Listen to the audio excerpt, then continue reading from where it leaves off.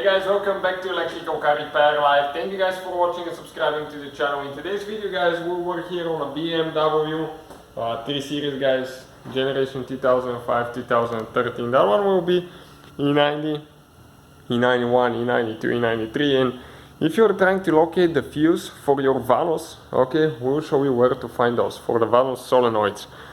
The fuse is a little bit hidden, so stay with us. Also, in the meantime, we have more than 200 videos on this car, so please guys subscribe to the channel for more videos. We'll be uploading videos constantly about this car and other vehicles as well. So BMW, that generation, uses 2 or 3 different fuse boxes, engine management fuse boxes, so depending on when yours was built, so always double check that yours is like ours. In the meantime, you know where your VANOS solenoids are, okay? They're hidden right there on the front side of the engine. So the fuse is actually under the hood, under that fuse box where your engine computer is located. It's right under this cover. We'll have the video how to remove the cover and get to it, so if you need to check it out, it will be on the channel. So we don't want to waste your time watching that.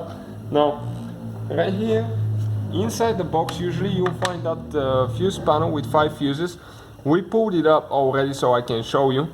That will be the way how you replace them. You kind of like pull it up. So you can do it without pulling it up, but it's easier if you want to pull it up. Okay, that tab right here, you push it back, okay, this way, and pull the thing out.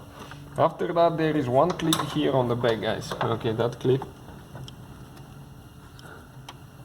So we need to pry this one open,